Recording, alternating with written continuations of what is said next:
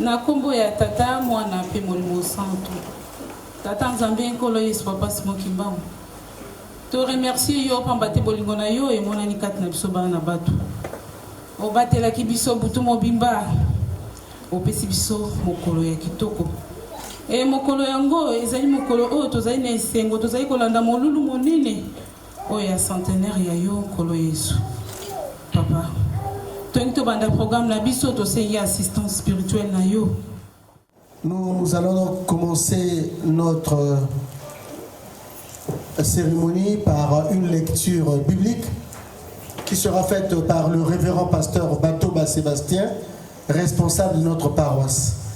Avec beaucoup de respect, je me permets de demander au révérend pasteur de passer devant pour la lecture biblique. 100, du premier verset jusqu'au 5e verset. La lecture est la suivante. Poussez vers l'Éternel des cris de joie, vous tous habitants de la terre. Servez l'Éternel avec joie. Venez avec allégresse en sa présence. Sachez que l'Éternel est Dieu. C'est lui qui nous a fait et nous lui appartenons. Nous sommes son peuple et le troupeau de son pâturage. Entrez dans ses portes avec des louanges, dans ses parvis avec des cantiques.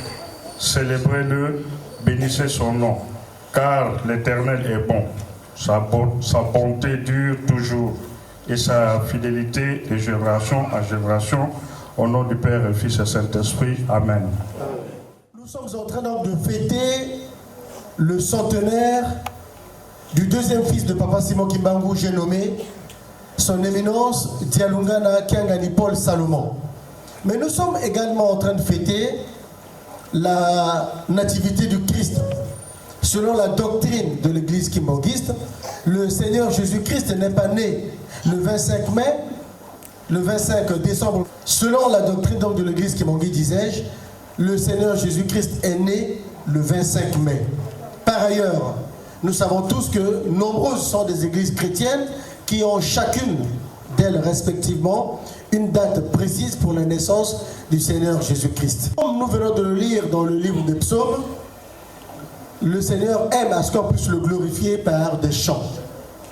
Voilà pourquoi, à l'occasion du centenaire de Papa Dialungana Kiangani Paul Salomon, nous avons voulu donc organiser cette journée culturelle au cours de laquelle nous allons le glorifier à travers les chants.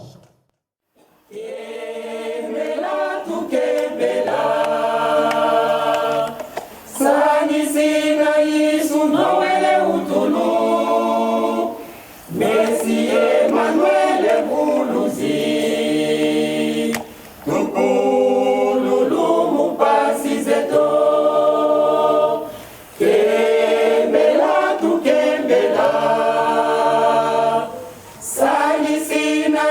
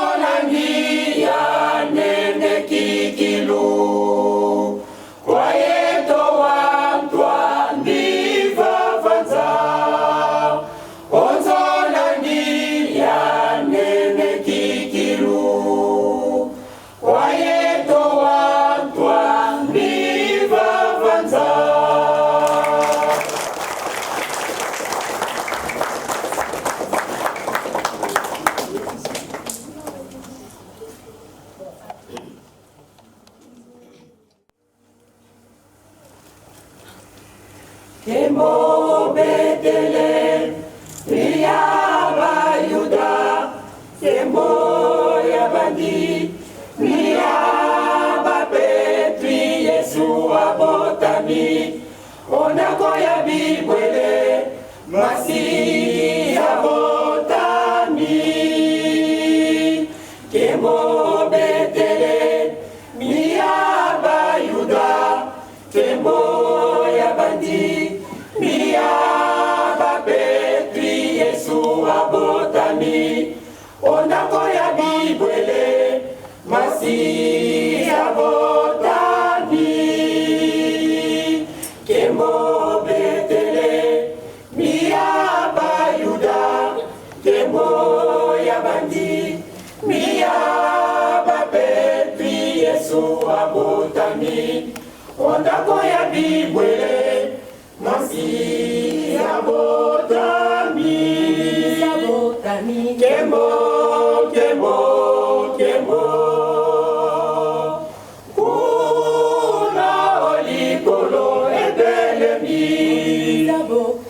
Kembo, Kembo, Kembo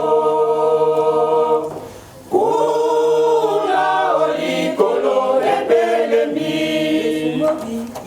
Kembo, Kembo, Kembo Kuna olikolo ebelemi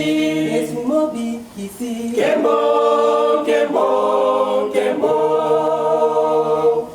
Kuna olikolo ebelemi Kembo, Kembo, Kembo Kuna olikolo ebelemi Kembo, Kembo, Kembo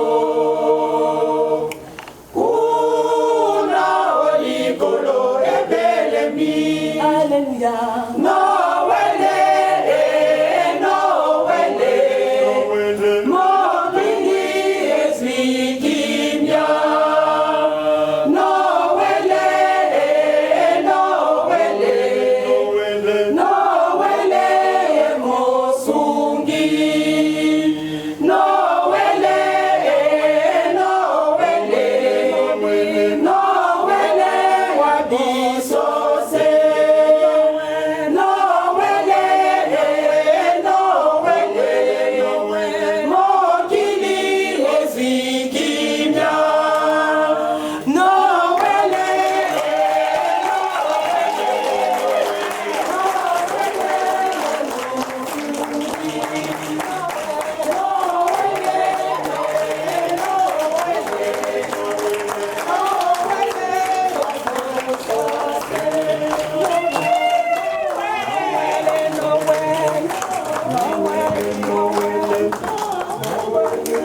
La Coréki. Des applaudissements pour la Coréki, s'il vous plaît. Chorale des enfants kibandistes. Mesdames et messieurs, chers papas, chères mamans, nous avons tous compris le tempo des chansons de la Coréki. C'est une chorale sans être stricto sensus de chanter des chansons de prière. Voilà pourquoi ils ont un tempo relativement particulier. Ça ne veut pas dire qu'ils ne peuvent pas chanter d'autres chorales, d'autres chansons. Si, mais globalement, leur vocation, c'est de chanter des chansons de prière. Nous allons passer à une deuxième chorale, qu'on appelle le GTK, groupe théâtral qui...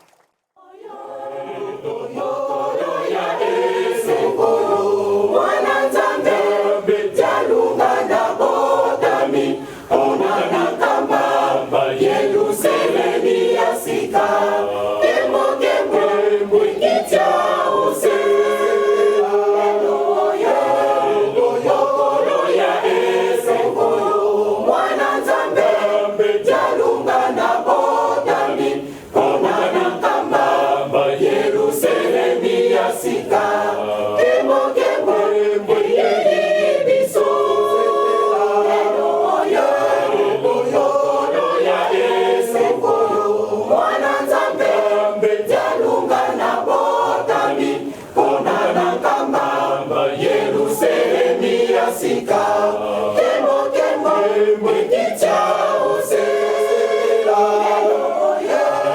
oyo ya esengoyo mwana zambe jalunga na botami ongana kambamba Yerusalemi ya sika kembo kembo mwikicha Bayuda kino leno oyo bakonjelaka boye iwangolo batongaka bandako ya minene mpona koyambela yenkolo Bayuda kino leno oyo bakonjelaka boye iwangolo batongaka bandako ya minene mpona koyambela yenkolo Wana na Nzambe ngolo omokili mwa biso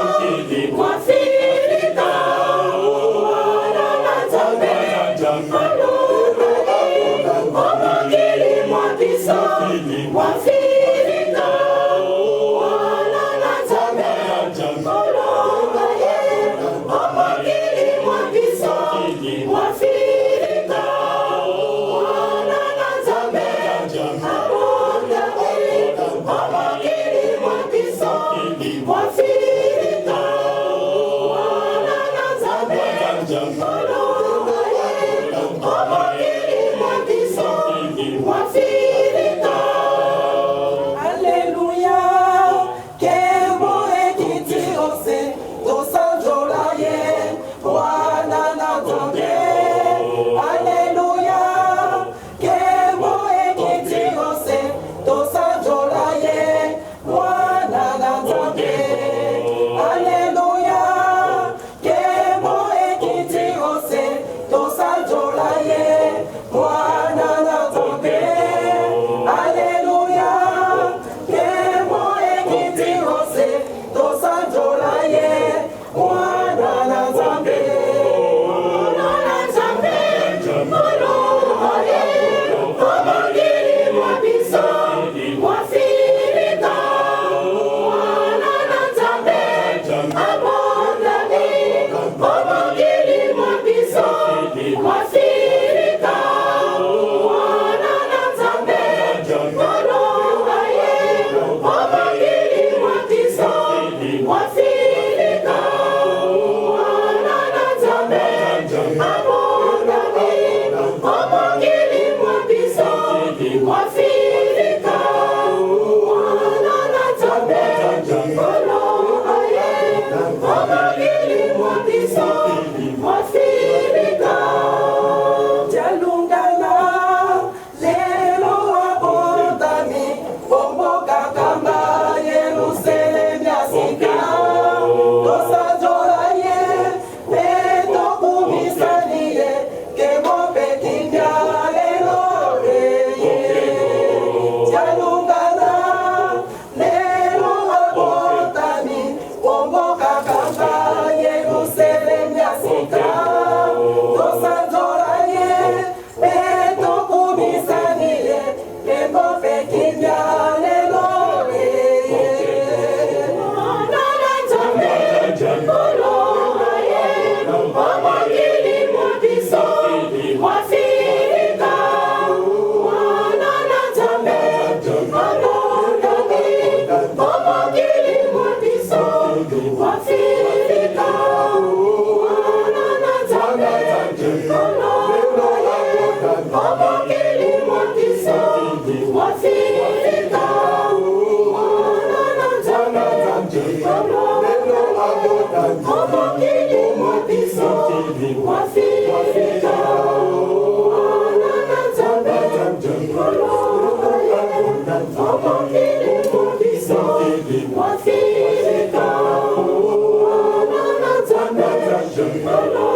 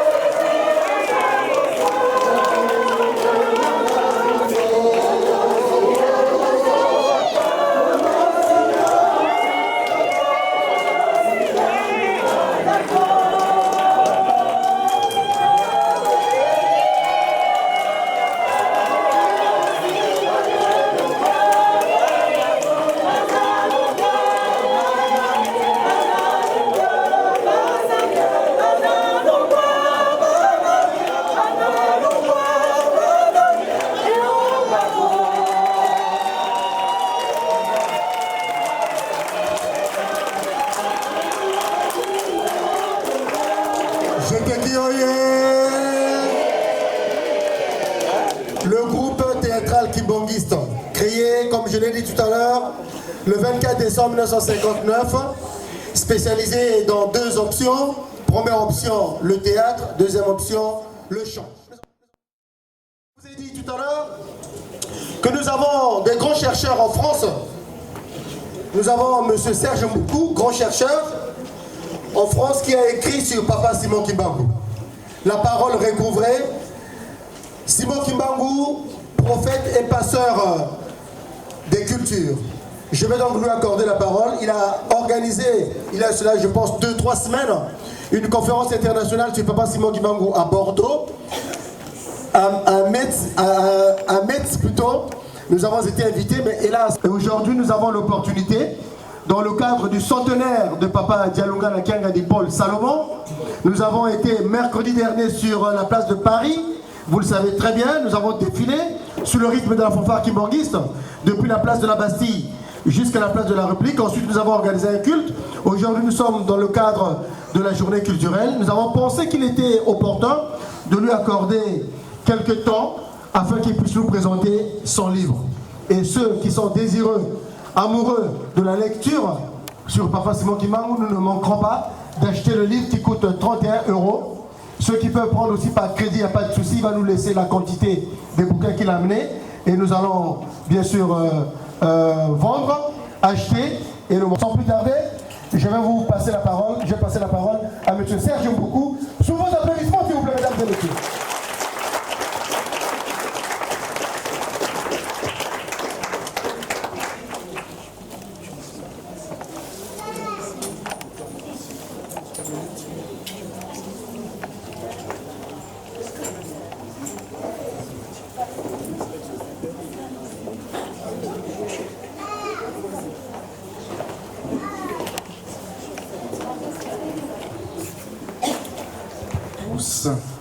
Je remercie les responsables de l'église kimbanguiste qui ont bien voulu m'accueillir ici lors de ces journées particulières pour votre histoire, pour les personnages importants de l'histoire du kimbanguisme.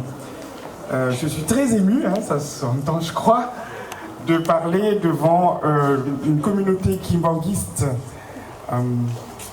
Je travaille sur le kimbanguisme depuis maintenant 15 ans, je crois, 15-16 ans. Je m'intéresse beaucoup aux archives kimbanguistes, sur la figure de Simon Kimbangu. J'ai fait ma thèse ici à Paris, à l'École des hautes études en sciences sociales, sur les figures messianiques. J'ai écrit sur Donna Beatrice Kimpavita, un bouquin qui est sorti en 2010, et je continue à explorer les figures importantes de l'histoire de l'Afrique à travers donc ce cheminement intellectuel. Je suis très ému de rencontrer non plus des archives, mais une communauté vivante, dynamique et créative et créatrice. C'est donc pour moi une très grande émotion de sortir des archives, de sortir des documents, des papiers, pour rencontrer des héritiers, des continuateurs, des fidèles de la transmission de la parole forte, de la parole d'avenir de Simon Kimbangu. Voilà. Donc je viens ici vous présenter ce travail que j'ai intitulé « La parole recouvrée ». Je vais en dire quelques mots puisque le révérend Patrick Gabriel Dion m'a accordé 15 minutes, c'est peu, mais c'est pas grave. Parler de Simon Kimbangu, c'est, il faudrait, quoi, 2 ans, 10 ans, je ne sais pas. Il faut vraiment, une vie humaine ne suffirait pas pour parler de Simon Kimbangu. Vous le savez mieux que moi. Voilà. Et Simon Kimbangu est une figure qui a restitué la parole à l'homme noir, la parole à l'Africain, à un moment où il avait été emmuré dans le silence. Si l'on vous empêche de parler, vous êtes mort. Si l'on vous empêche de parler, on vous a tué, on vous a enlevé votre dignité. Si on vous empêche de parler, ça veut dire qu'on a nié votre dignité.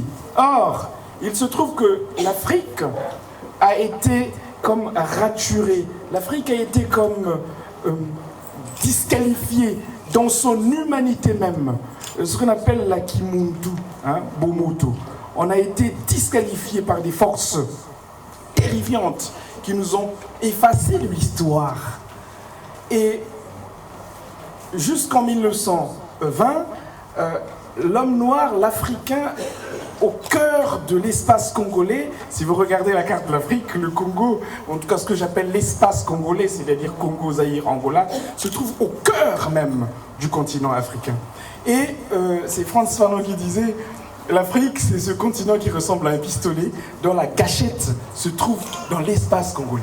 Et c'est dans cet espace congolais qui a été réduit au silence qu'on a voulu disqualifier, qu'a émergé pour la première fois un homme africain qui a osé prendre la parole, qui a osé arracher la parole, qui a osé retrouver le discours, c'est-à-dire qui a réhabilité par sa parole, mais une parole de liberté, une parole de force, une parole de justice, une parole, j'allais dire, d'épanouissement de l'être humain. C'est Simon Kimbangu, ce jeune, très jeune, qui ose se lever tel David devant Goliath pour, au fond, réaffirmer la dignité, la Kimuntu de l'homme dominé, écrasé, et nous restaurer dans notre dignité d'être humain.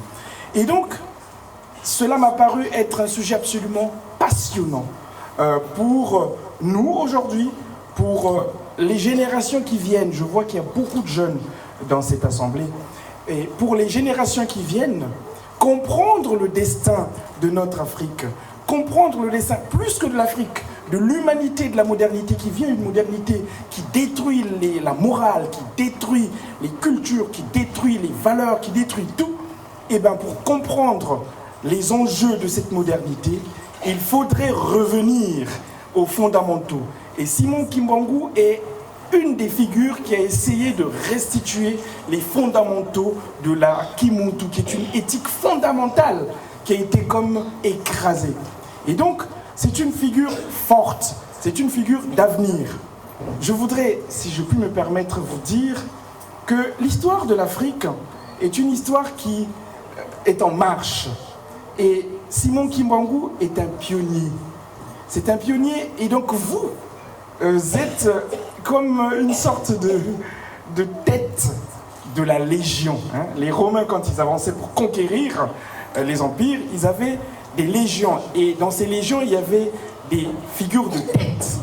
Et le kimbanguisme a une signification extraordinairement forte dans l'histoire de la réhabilitation de la parole.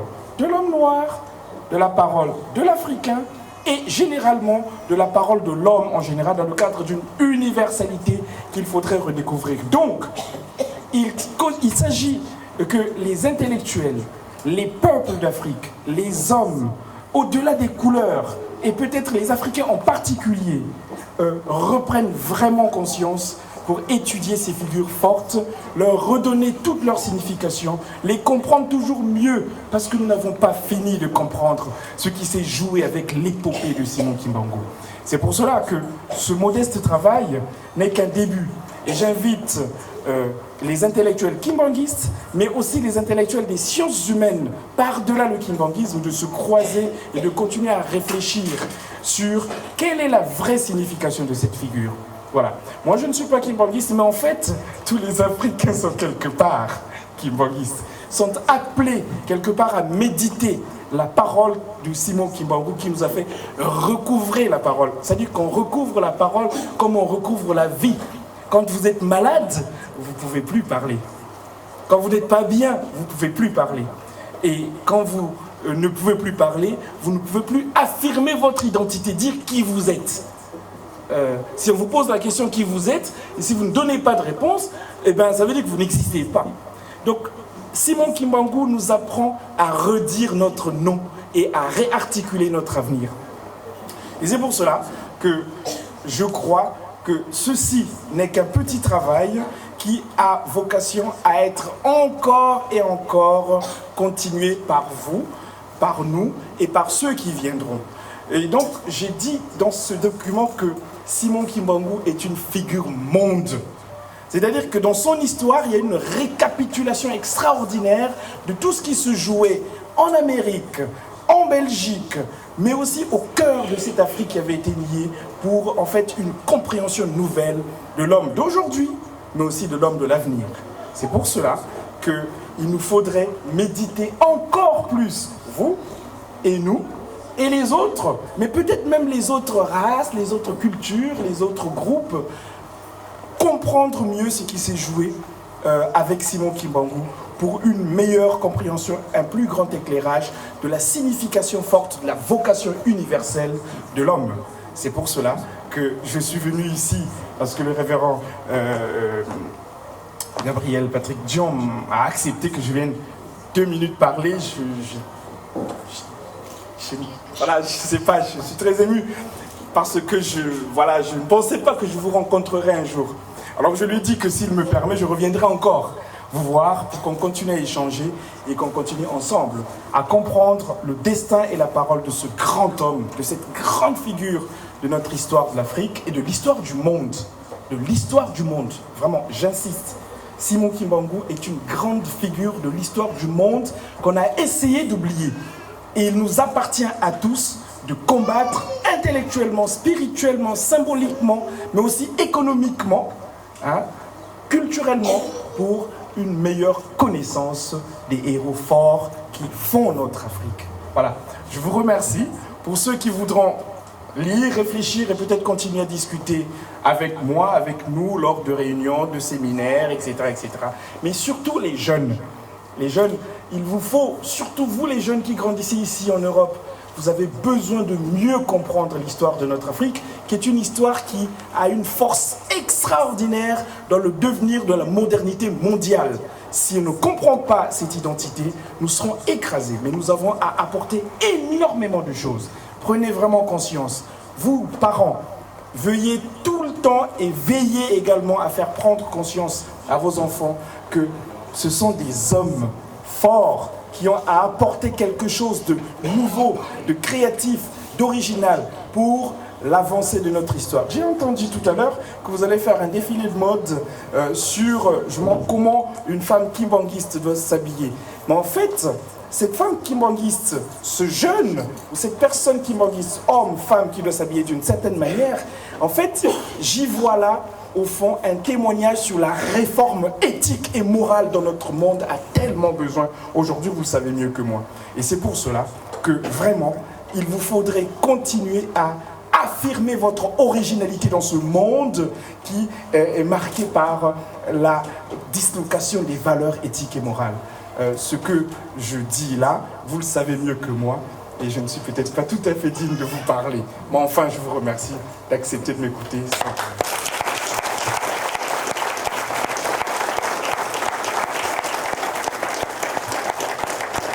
Merci Serge. Alors, dans une vision assez synoptique, je me permets de rappeler que Serge est docteur en anthropologie sociale et ethnologie. Il est maître assistant et associé à l'École nationale supérieure d'architecture de Nancy. Il est chargé de cours à l'Université de Lorraine et professeur de philosophie au lycée Jean 23, je pense, de Montigny, les Metz. Ses travaux portent donc sur l'histoire, les significations et les dynamiques de la modernité à travers les diverses anamorphoses culturelles. Ce livre, qui porte donc sur Papa Simon Kimbangu, est composé donc de 10 chapitres. Le premier chapitre porte bien sûr sur le contexte historique d'émergence, les terres difficiles du pays Bas-Congo. Le deuxième chapitre porte sur une territorialité extravagante et pervertie, notamment le Congo du roi Léopold II. Le troisième chapitre porte donc sur la naissance et la jeunesse d'un futur prophète, notamment Papa Simon Kimbangu. Le quatrième chapitre porte sur une certaine cohérence biographique, notamment il passe en revue les trajets, les parcours et les croisements. Le cinquième chapitre est une étape capitale. Il porte donc sur le séjour à Kinshasa, à Léopoldville notamment, de Papa Simon Kimbangu que nous connaissons. Le chapitre 6 porte sur les mouvements, les figures et les tendances sociopolitiques de Kinshasa des années 1920, notamment la ville et le monde. Le 7e chapitre porte sur Nkamba, notamment le 6 avril 1921, un événement qui fera date dans l'histoire. Le 8e chapitre porte sur les charmants contestés, notamment la réévaluation d'une figure problématique. Le 9e chapitre porte sur la contre-offensive chamano-prophétique. Le 10e chapitre porte sur le crépuscule de l'homme, notamment la levée des hommes. Voilà, et ça se termine bien sûr par une conclusion. Donc je disais tout à l'heure, ceux qui sont amoureux de la lecture comme nous le sommes en général, nous allons donc l'acheter, il coûte 31 € chez l'Harmattan. Sinon, il va me laisser une quantité suffisante de livres. Ceux qui souhaiteront donc avoir... Parce que la parole, elle s'en va, hein, mais les écrits restent toujours. Et quand on a des débats avec des amis, de temps en temps, on peut leur donner quelques références, leur prêter quelques livres. Hein, là, dernièrement, nous avions fait... Papa Martorell a fait la connaissance d'une femme qui est la petite fille de notre président, Marien Gwabi, et qui est rentrée en contact avec moi. Et je lui parle, c'est bien beau. Après, il me dit, oui, mais moi, je ne serai pas avec vous tous les jours. Est-ce qu'il n'y a pas quelques livres qui ont été écrits sur Papa Simon Kimbangu que tu peux me donner? Et là, effectivement, Dieu merci, j'ai une bonne bibliothèque là-dessus. Donc, je donne. Donc, c'est bien d'acheter. Et c'est bien non seulement pour nous les adultes, mais c'est bien aussi pour les jeunes, comme l'a dit tout à l'heure l'auteur, notamment M. Serge Mboukou. C'est bien, parce que quand on a oublié, on a une mémoire auxiliaire qui est le livre. Les applaudissements pour M. Serge, s'il vous plaît. Merci beaucoup.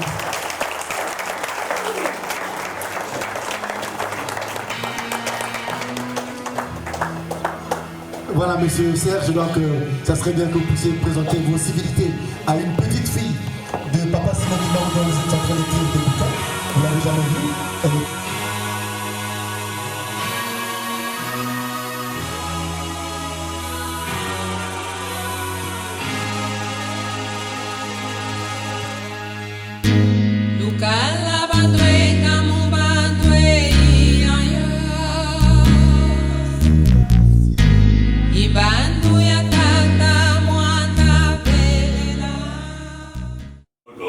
Écolo, écolo, écolo.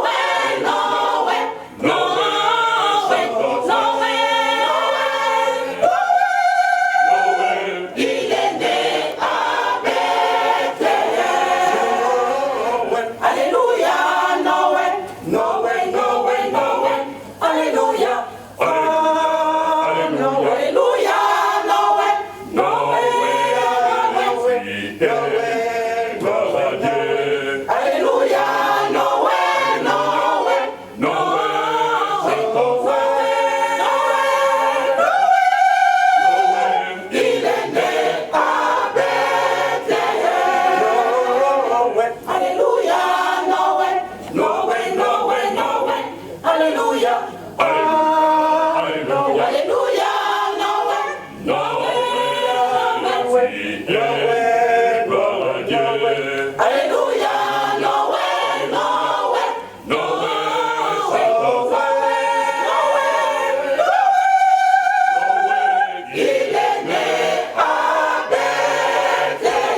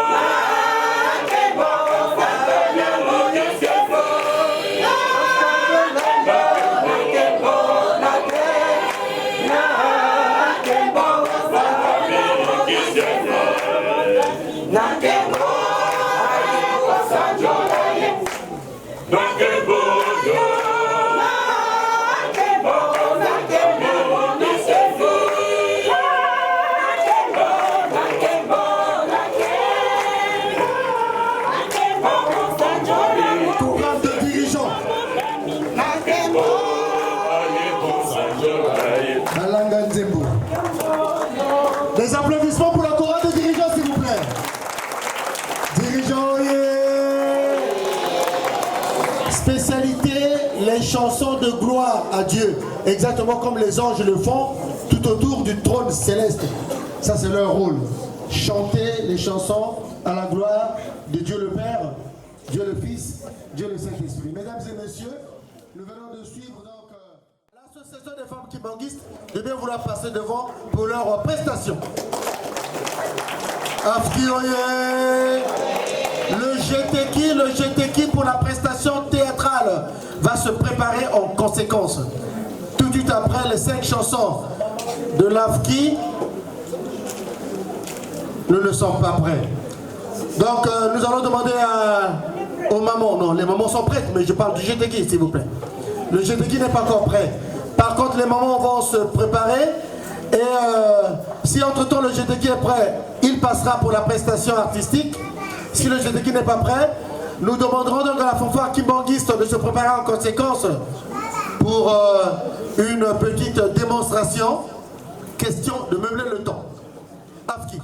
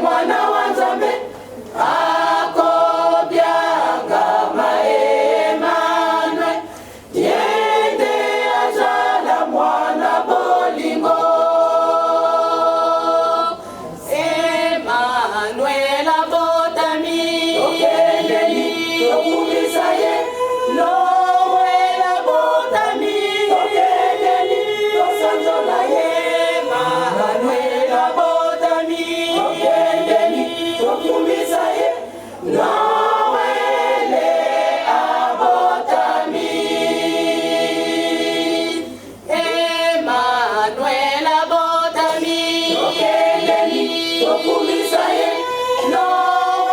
abotami, okendeni, tosanjola ye.